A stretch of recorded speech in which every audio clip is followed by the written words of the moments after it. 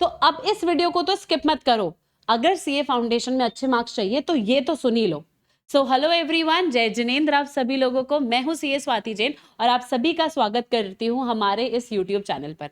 तो आपको थंबनेल देख के तो समझ आ गया होगा कि ये वीडियो किस बारे में होने वाला है। तो बेसिकली आज हम कुछ इंपॉर्टेंट सेक्शंस और इंपॉर्टेंट टॉपिक्स जो आपको सीए फाउंडेशन जनवरी 26 के लिए स्पेसिफिकली ध्यान रखना है, आपको एग्जाम में पढ़ के ही जाना है, तो वो सारे सेक्शन हम डिस्कस करने वाले हैं कि कौन कौन से सेक्शंस है जो एग्जाम में आने के चांसेस थोड़े से ज्यादा हो सकते हैं। जैसे लास्ट टाइम भी मैंने इंपॉर्टेंट सेक्शंस का लिस्ट दिया था और अगर आप जाके चेक करोगे तो अप्रोक्सीमेटली 55 to 60 मार्क्स का जो पेपर है वो मेरे जो मैंने इंपॉर्टेंट टॉपिक्स का लिस्ट दिया था उसमें से आया था। उसका लिंक भी मैं आपको डिस्क्रिप्शन में दे दूंगी। तो कौन कौन से इंपॉर्टेंट टॉपिक्स है जो आपको करने ही हैं। अच्छा, ये फाइल आपको कहाँ मिल जाएगी? ये जो फाइल है आपको मेरे टेलीग्राम चैनल पर, व्हाट्सएप कम्युनिटी पर, हर जगह आपको अवेलेबल होगी। बस आपको क्या करना है, टेलीग्राम चैनल को ज्वाइन कर लेना है और व्हाट्सएप कम्युनिटी को भी ज्वाइन कर लेना है, जिससे आपके पास रेगुलर अपडेट्स और regular files related to CA foundation आती रहे। तो अगर आप चेक करोगे चैप्टर नंबर 1 में आपको क्या पढ़ के जाना है, तो चैप्टर नंबर 1 में आपको देखो ऑलमोस्ट एवरीथिंग, सब कुछ ही आपको पढ़ना है, क्योंकि चैप्टर नंबर 1 में से आईसीआई ने सब कुछ पूछ लिया। मतलब जितने भी टॉपिक्स है वो सारे आईसीआई पूछ चुकी है, पर स्पेसिफिकली मेरे को ऐसा लगता है कि आईसीआई इस बार process and types of law या फिर लॉ कैसे एनफोर्स किया जा सकता है इस पर क्वेश्चन पूछ लेगी। Chapter number 2 which is Indian contract act, उसको आपको कैसे करना है। तो इंडियन कॉन्ट्रैक्ट एक्ट में सबसे पहले आपको यूनिट 2 देखो, लास्ट टाइम भी मुझे लग रहा था कि आएगा पर नहीं आया, इस बार भी मुझे लग रहा है कि ये आएगा क्योंकि आईसीआई ने काफी टाइम से इसमें से क्वेश्चंस नहीं पूछे हैं। तो यूनिट 2, 4, 6, 7 इस तरीके से मेरा प्रायोरिटी रहेगा यूनिट इंडियन कॉन्ट्रैक्ट एक्ट को लेके। यूनिट 1 में आपको स्पेसिफिकली कौन से टॉपिक्स पे फोकस करना है। वॉइडेबल कॉन्ट्रैक्ट, आपको ध्यान होगा कि वॉइडेबल कॉन्ट्रैक्ट का मीनिंग क्या होता है, उसके एग्जाम्पल्स क्या है, वो सारी चीजें आपको यहाँ पे याद रखनी है। Types of offer, general offer, special offer, counter offer, ये सब आने के चांसेस हो सकते हैं। रूल्स रिगार्डिंग एक्सेप्टेंस, कि आप जब ऑफर करते हो तो ऑफर करने के लिए एक्सेप्टेंस होता है, तो एक्सेप्टेंस कम्युनिकेटेड होना चाहिए, एक्सेप्टेंस में कोई कंडीशन नहीं होनी चाहिए, इट शुड बी अनकंडीशनल। ऐसे सारे रूल्स एक्सेप्टेंस से रिलेटेड एग्जाम में आ सकते हैं। और ऑफर और एक्सेप्टेंस कब कम्युनिकेट होता है, इसका एक केस स्टडी आ सकता है, क्योंकि आईसीआई ने काफी टाइम से इस पर कोई भी केस स्टडी नहीं पूछा है, तो आप इसको स्पेसिफिकली कम्युनिकेशन और इसके साथ आप रिवोकेशन भी देख सकते हो। कम्युनिकेशन और रिवोकेशन ये दोनों ही हो सकता है आपके एग्जाम के लिए इंपॉर्टेंट हो जाए। यूनिट 2 मैंने बोला आपको पूरा कवर करके जाना ही है, इसमें मेनली 3 ही टॉपिक्स आपके बनते हैं, तो वो तीनों टॉपिक्स आपको दिख के जाने हैं। यूनिट नंबर 3 में अदर एसेंशियल एलिमेंट्स में माइनर आपके लिए कहीं ना कहीं एक इंपॉर्टेंट टॉपिक रहेगा, कोर्जन और अनड्यू इन्फ्लुएंस। या तो इन पर अलग अलग केस स्टडी बन के आ सकता है या फिर इनका डिफरेंस भी आ सकता है। कौन कौन से agreement opposed to public policy है, तो इसका पूरा यूनिट 3 के लास्ट में अगर आप देखोगे तो पूरे पॉइंट्स दे रखे हैं कि कौन कौन से अग्रीमेंट्स होते हैं जो अपोज टू पब्लिक पॉलिसी होते हैं। उस पर डायरेक्ट क्वेश्चन भी आपको देखने को मिल सकता है या फिर किसी भी पॉइंट पे कोई केस स्टडी टाइप क्वेश्चन भी आपको मिल सकता है। रेस्ट्रेन ऑफ ट्रेड, जो कि इसी का पार्ट है, यहाँ पे आपको केस स्टडी मिल सकता है। वेजरिंग अग्रीमेंट, इंश्योरेंस और वेजरिंग में डिफरेंस दिया हुआ है आपको, तो वो आपको एग्जाम में देखने को मिल सकता है। और इसके अलावा आपको मिस रिप्रेजेंटेशन को भी कहीं ना कहीं फोकस करके जाना है, ठीक है।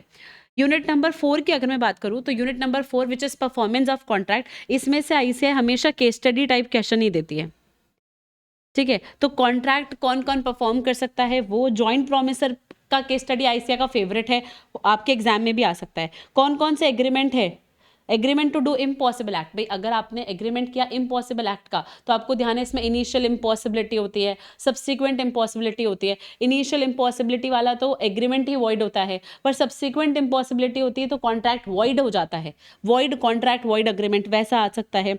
पेमेंट कैसे आप सेटल करोगे, इसका भी आईसीआई का एक केस स्टडी है, एग्जाम में भी आ चुका है, तो अप्रोप्रिएशन ऑफ पेमेंट पे आपको केस स्टडी आ सकता है। नोवेशन और alteration, time and place for performance उतना इंपॉर्टेंट नहीं है, पर हो सकता है 1 और 2 मार्क्स में आपको देखने को मिल जाए। Unit number 5 which is breach of contract, तो एंटिसिपेटरी ब्रीच, डैमेजेस देखो सारे ही इंपॉर्टेंट है। और पेनल्टी और लिक्विडेटेड डैमेजेस में क्या डिफरेंस है आपको अच्छे से पता है। इंडियन कॉन्ट्रैक्ट एक्ट के हिसाब से तो कोई डिफरेंस नहीं है, जो डिफरेंस बुक में दिया हुआ है वो डिफरेंस आपको फॉरेन एक्ट के हिसाब से दिया हुआ है, तो वो हमको याद करना है। और यहाँ पे डिफरेंस टेबल में नहीं दिया हुआ है, तो आप भी जबरदस्ती डिफरेंस टेबल में मत बना के आना, जैसा मॉड्यूल में लिखा है पॉइंट फॉर्मेट में वैसा ही डिफरेंस आप भी लिख के आओगे। यूनिट नंबर 6 में इंडियन कॉन्ट्रैक्ट एक्ट के क्या क्या इंपॉर्टेंट हो सकता है, तो कॉन्टिजेंट और क्वाजी कॉन्ट्रैक्ट में जो कॉन्टिजेंट के रूल्स है रिलेटिंग टू एनफोर्समेंट, तो उसमें लिखा हुआ है कॉन्टिजेंट कॉन्ट्रैक्ट है जिसमें अपने कॉन्टिजेंसी इवेंट होने की थी, तो कब वो परफॉर्म होगा, कब वो एनफोर्स होगा, तो वो सारे बहुत सारे रूल्स हैं, वो आपको देखने हैं। क्वाजी कॉन्ट्रैक्ट के फीचर्स आ सकते हैं, नेसेसरी आ सकता है, पेमेंट बाय इंटरेस्टेड पर्सन, ये 2 टॉपिक्स आपको यूनिट 6 में से देखने को मिल सकते हैं।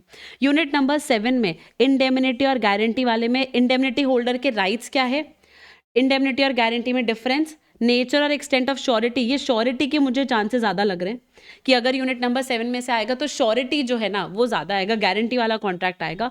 और invalidation of contract of guarantee, contract of guarantee कब इनवैलिड हो जाता है, तो वो सारे केसेस, यहाँ पे सारे केसेस आपको लर्न होने चाहिए क्योंकि कोई भी केसेस में से केस स्टडी बन के आ सकती है। यूनिट नंबर 8 जो कि बेलमेंट और प्लेज के बारे में है, वहां पे आपको बेली और बेलर के दोनों के राइट्स और ड्यूटीज पता होनी चाहिए, बेली के भी बेलर के भी राइट्स और ड्यूटीज आपको पता होनी चाहिए। कोई भी केस स्टडी बन के आ सकता है और इवन डायरेक्ट क्वेश्चन भी आ सकता है कि बेली के राइट्स क्या है, बेली के ड्यूटीज क्या है, कुछ भी ऐसा क्वेश्चन आपको देखने को मिल सकता है। बेलमेंट कब टर्मिनेट होगा, देखो मैंने इसमें लिखा है बेलमेंट का टर्मिनेशन यहाँ पे, पर मुझे ऐसा लगता है कि ये उतना इंपॉर्टेंट नहीं है, तो आप उसको कंपैरेटिवली बी कैटेगरी में भी मार्क कर सकते हो। Finder of lost goods of course important है, rights of pawnee, duties of pawnor, इसमें से तो आईसीआई कोई भी केस स्टडी आपको बना के दे सकता है यूनिट नंबर 8 में से। यूनिट नंबर 9 में क्या क्या इंपॉर्टेंट है, अब देखो यूनिट नंबर 9 एजेंसी पे आईसीआई बहुत सारे क्वेश्चंस पूछ चुकी है, हर अटेम्प्ट में पूछती है, और मतलब ऐसा लग रहा है कि या तो आईसीआई इस बार भी वही सेम फॉलो करेगी कि एजेंसी का क्वेश्चन हर बार देती है तो इस बार भी दे ही रही है, या फिर इसका रिवर्स भी हो सकता है कि आईसीआई हर बार एजेंसी का क्वेश्चन देती है तो इस बार नहीं दे। तो वी डोंट नो कि एजेंसी का क्वेश्चन आ सकता है नहीं आ सकता है, पर एजेंसी में कौन कौन से क्वेश्चंस इंपॉर्टेंट है, टॉपिक्स इंपॉर्टेंट है, वो मैं आपको बता देती हूँ। Agency by estoppel, essentials of valid ratification, agent का authority in case of emergency, ये तो वेरी स्टार मार्क है, और difference between sub agent and substituted agent. ठीक है, एजेंट के राइट्स, प्रिंसिपल के पास राइट ऑफ लीन है, पर्सनल लाइबिलिटी ऑफ एजेंट और टर्मिनेशन ऑफ एजेंसी, ये भी आपको कहीं ना कहीं इंपॉर्टेंस में देखने को मिल सकता है, ये भी इंपॉर्टेंट आपके लिए हो सकता है एजेंसी में। चैप्टर नंबर 3 जो कि सेल ऑफ गुड्स एक्ट है, उसमें क्या क्या इंपॉर्टेंट है, तो यूनिट नंबर 1 में डिलीवरी ऑफ गुड्स, जो हम कहते हैं कि 3 तरीके का डिलीवरी होता है, एक्चुअल होता है, सिंबॉलिक होता है, कंस्ट्रक्टिव होता है, वो आ सकता है। Document of title versus document showing title, ये इंपॉर्टेंट है, जिस दिन ये एग्जाम में आ जाएगा मेरे को पता है मैक्सिमम ऑफ द बच्चे इसका आंसर लिख ही नहीं पाएंगे, तो आपको ये स्पेसिफिकली पढ़ के जाना है कि what is document of title and what is document showing title, बहुत इजी कॉन्सेप्ट है ना, तो ये आपको पढ़ के जाना है। जैसे मैंने मेरे सीए फाउंडेशन का जो योद्धा बैच अभी हमने चलाया अकाउंट्स और लॉ का योद्धा बैच, आपको हमारे यूट्यूब चैनल पे दिख जाएगा, वहां पे भी मैंने इस टॉपिक को इंपॉर्टेंस दी है और एक एक लैंग्वेज ईजी लैंग्वेज में आपको समझा रखा है, तो आप वहां से भी समझ सकते हो। एसर्टेनमेंट ऑफ प्राइस, कि प्राइस कैसे एसर्टेन करते हैं सेक्शन नंबर 9 के हिसाब से, और 10 में जो प्राइस है वो वैल्यू डिसाइड करता है, तो उसमें क्या क्या रूल्स है वो आ सकता है। उसके बाद जो गुड्स पेरिश हो जाते हैं कॉन्ट्रैक्ट से पहले, कॉन्ट्रैक्ट के बाद, वो सारा केस स्टडी फॉर्म में आपको दिख सकता है। कंडीशंस और वारंटीज, इसमें से देखो ये तो कंडीशन और वारंटीज तो चैप्टर ऐसा है कि पूरा ही इंपॉर्टेंट है, इसे कुछ भी इसमें केस स्टडी फॉर्म में डाल सकती है, पर स्पेसिफिकली आपको सैंपल हो गया, सेल बाय डिस्क्रिप्शन हो गया, सेल बाय मर्चेंटेबिलिटी हो गया, इन पर फोकस ज़्यादा करना है, और एक आपका कंडीशन कब वारंटी ट्रीट किया जाता है इस पर भी आपको स्पेसिफिकली ध्यान देना है। यूनिट नंबर 3 में जो कि transfer of ownership and delivery of goods है, इसमें आपको इसमें केस स्टडी मिल सकता है कि कब कब प्रॉपर्टी ओनरशिप कब ट्रांसफर होती है, कौन से गुड्स का ओनरशिप कब ट्रांसफर होता है, ये आपको पता करना है। अनसर्टेन गुड्स के सेल में आईसीआई मॉड्यूल में पॉइंट दे रखे हैं, वो पॉइंट्स लर्न कर लो, आईसीआई इस पर डायरेक्ट क्वेश्चन भी पूछ सकती है। ठीक है, गुड्स सेंट ऑन अप्रूवल, तो गुड्स सेंट ऑन अप्रूवल में कब हम मान लेंगे कि ओनरशिप ट्रांसफर हुई है नहीं हुई है। डिलीवरी ऑफ रॉन्ग क्वांटिटी, ज़्यादा क्वांटिटी डिलीवर कर दिया, कम क्वांटिटी डिलीवर कर दिया, तो जो बायर है और जो सेलर है उनके क्या राइट्स और ड्यूटीज़ रहेंगे, क्या नॉन ओनर टाइटल ट्रांसफर कर सकता है क्या, और अगर कर सकता है तो कौन कौन से केसेस है वो आपको बताना है। यूनिट नंबर 4 में अनपेड सेलर में मुझे ऐसा लगता है कि इस बार बायर के राइट्स का इंपॉर्टेंस थोड़ा आपको ज़्यादा मिलेगा कि बायर के राइट्स क्या है, हर बार सेलर के राइट्स पूछते हैं, तो इस बार बायर के राइट्स आपको एक कैटेगरी में हो सकता है देखने के लिए मिल जाए। और जो अनपेड सेलर के राइट्स है वो जो राइट ऑफ अनपेड सेलर में लीन होता है, तो लीन कब कब टर्मिनेट हो जाता है, स्टॉपेज इन ट्रांजिट कब स्टॉप हो जाएगा, कब खत्म हो जाएगा, इनके बीच का डिफरेंस। और राइट ऑफ रीसेल तो तभी अवेलेबल होता है ना जब लीन और स्टॉपेज होता है, आपको ध्यान होगा, जब आप लीन और स्टॉपेज एक्सरसाइज कर लेते हो तभी आपको राइट ऑफ रीसेल मिलता है। तो यूनिट नंबर 4 में सेल ऑफ गुड्स एक्ट के ये इंपॉर्टेंट है। Partnership act which is chapter number 4, the Indian partnership act 1932। इसमें आपको क्या क्या ध्यान रखना है, यूनिट नंबर 1 से लेकर यूनिट नंबर 3 तक सारा साथ में बता रखा है। तो इसमें आपको ट्रू टेस्ट ऑफ पार्टनरशिप पे केस स्टडी टाइप क्वेश्चन मिलेगा। केस स्टडी टाइप मतलब जैसे आपको आईसीआई, अगर आप चेक करोगे तो आईसीआई मॉड्यूल में AQB में मेरा जो एडिशनल क्वेश्चन बैंक है, एग्जाम में भी आईसीआई ने ऐसे क्वेश्चन पूछे हुए कि आपको बोल दिया कि ए और बी ने ये को ओनर्स है एक प्रॉपर्टी के, ये को ओनर्स एक प्रॉपर्टी के, अब वो अगर को ओनर्स है प्रॉपर्टी के तो वो रेंट शेयर करते हैं, तो बताओ पार्टनरशिप है कि नहीं है। तो ऐसे काइंड ऑफ क्वेश्चन आपको ट्रू टेस्ट ऑफ पार्टनरशिप में देखने को मिल सकते हैं। यूनिट 1 में से जो डिफरेंसेस है वहां से एक क्वेश्चन आ सकता है। नॉमिनल पार्टनर हो गया, टाइप्स ऑफ पार्टनर्स में, या पार्टनर बाय होल्डिंग आउट हो गया, वो है। Conduct of business, rights of duty, section 12, 13, 16 personal profit पे केस स्टडी आ सकती है। इम्प्लाइड अथॉरिटी पे केस स्टडी आ सकती है, ये बहुत बहुत इंपॉर्टेंट है। ट्रांसफरी के राइट्स क्या है, अगेन इंपॉर्टेंट। 34 इंसॉल्वेंट आप बी कैटेगरी में भी मार्क कर सकते हो, कोई प्रॉब्लम नहीं है। क्या आउटगोइंग पार्टनर या जो एग्जिस्टिंग पार्टनर है वो कॉम्पिटिंग बिजनेस कर सकता है कि नहीं कर सकता, उस पर आप रेस्ट्रिक्शंस लगा पाओगे कि नहीं लगा पाओगे, वो सारी बातें हैं। और 37 सब्सिक्वेंट प्रॉफिट्स, अगर आपने फर्म को रजिस्टर नहीं कराया तो उसके कॉन्सिक्वेंसेस क्या होंगे, फर्म डिसॉल्व कैसे होती है, कोर्ट के ऑर्डर से होती है, बिना कोर्ट के ऑर्डर के हो रही है, तो कोर्ट के ऑर्डर पे कैसे कैसे डिसॉल्व होती है, बिना कोर्ट ऑर्डर के कैसे डिसॉल्व होती है। Partnership did not that important, इसको आप सी कैटेगरी भी लिख सकते हो। पार्टनरशिप प्रॉपर्टी डायरेक्ट क्वेश्चन आ सकता है 2 मार्क्स में, 3 मार्क्स में, कि पार्टनरशिप प्रॉपर्टी में 3 चीज़ें कौन सी आती है, तो वो आपको बतानी रहेगी। जैसे आपने अगर कोई खुद ने प्रॉपर्टी एक्वायर कर ली फर्म ने, तो दैट इज पार्टनरशिप प्रॉपर्टी। किसी पार्टनर ने अपना प्रॉपर्टी पार्टनरशिप को दे दिया, बेच दिया, तो वो भी पार्टनरशिप का प्रॉपर्टी है। और थर्ड गुडविल, डिसोल्यूशन के कॉन्सिक्वेंसेस मैंने बोल ही दिया, और मोड ऑफ सेटलमेंट पार्टनरशिप के लिए इंपॉर्टेंट रहेगा। चैप्टर नंबर 5 LLP एक्ट में स्मॉल LLP पे case study, minimum number of partners कितने होने चाहिए, डेजिग्नेटेड पार्टनर्स का क्राइटेरिया क्या होता है, LLP को कैसे इनकॉर्पोरेट करते हैं, LLP के एडवांटेजेस। देखो LLP के एडवांटेजेस उतने इम्पोर्टेंट तो मैं नहीं बोलूँगी कॉन्सेप्ट वाइज, पर ICAI ने अगर इसको एग्जाम में दे दिया तो आप लिख नहीं पाओगे, ये गारंटी है।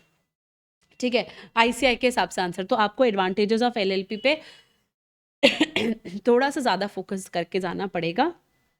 फिर LLP का नाम कैसे रिजर्व करते हैं, LLP का रजिस्टर्ड ऑफिस, और अगर उसमें कोई चेंज हुआ, और बॉडी कॉर्पोरेट का डेफिनेशन, ये सारी चीज़ें आपको LLP में से मिल सकती है।